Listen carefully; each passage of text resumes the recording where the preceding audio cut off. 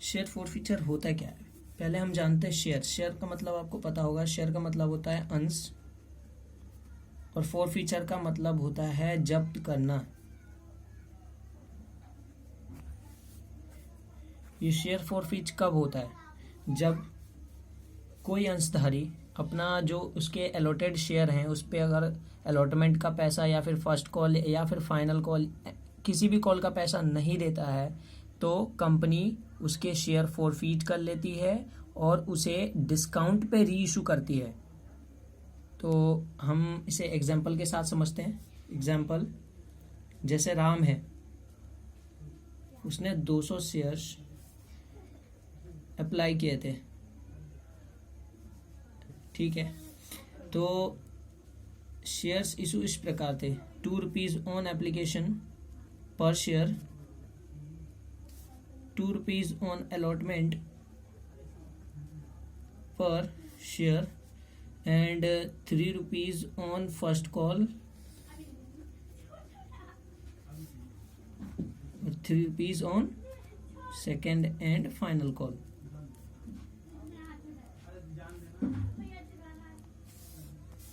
अब मान लीजिए राम ने 200 शेयर्स अप्लाई कर रखे हैं, 200 शेयर्स अप्लाई कर रखे हैं।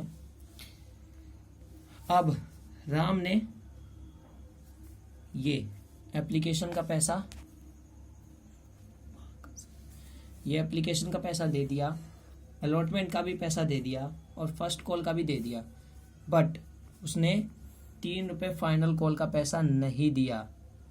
तो कंपनी ने उसके शेयर फॉरफीट कर लिए, 200 शेयर्स फॉरफीट कर लिए, शेयर फॉरफीटेड, एंड री इशू कर दिया एट द रेट 8 रुपये ईच।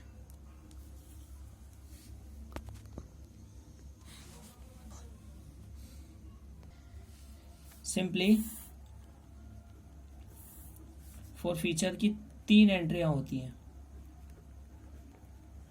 फर्स्ट एंट्री होती है शेयर फॉरफीट करने के, ठीक है, एंड सेकेंड एंट्री होती है जो हमने री इशू किया होगा, और री इशू पे जितने शेयर्स पे हमें पैसे आए होंगे, तो सेकेंड एंट्री होती है हमें जो बैंक या कैश मिलता है उतने शेयर्स पे, और थर्ड एंट्री होती है कैपिटल रिजर्व में ट्रांसफर करने की एंट्री। तो फर्स्ट एंट्री हमारी हो जाएगी share capital account debit, share capital account debit,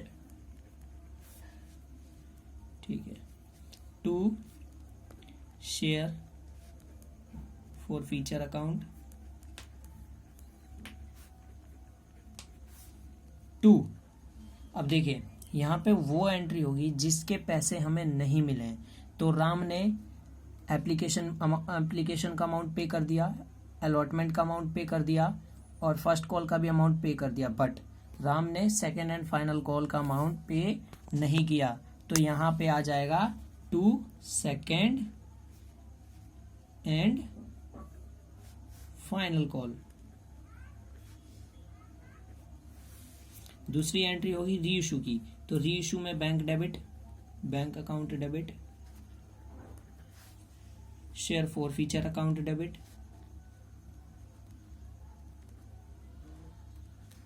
account debit,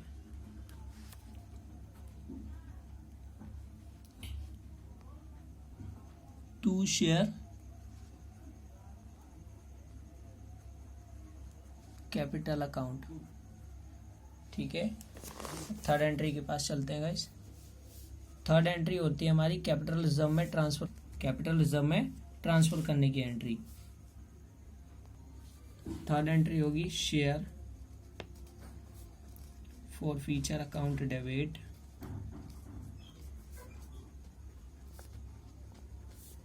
to capital reserve account. अब यहाँ पे चलिए यहाँ पे वैल्यूज पुट कर लेते हैं।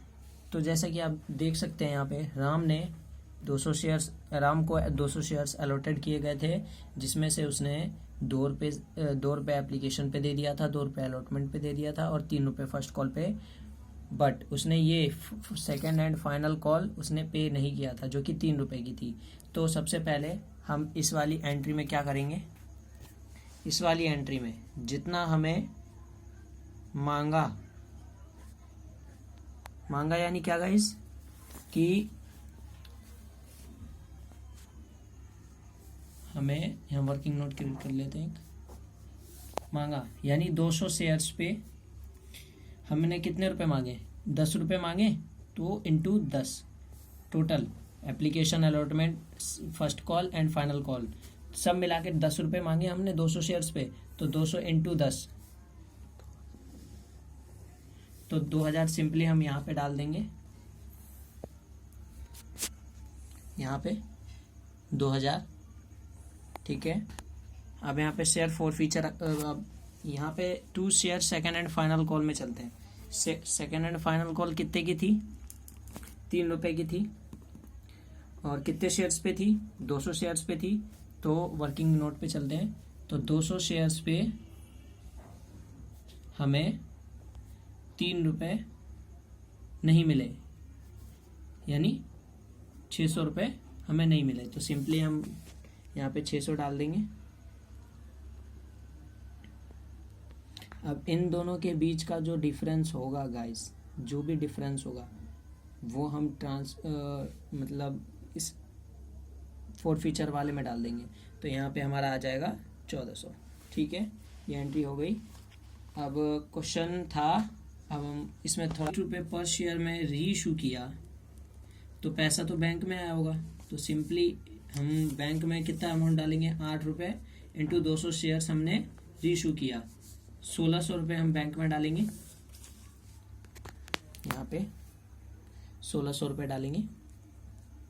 ठीक है, 2 शेयर कैपिटल, अब यहाँ पे वही अमाउंट जाएगी जो फेस वैल्यू होती है। फेस वैल्यू थी ₹10 की, और 200 शेयर्स पे हमें ₹10 मिलने थे, यानी 200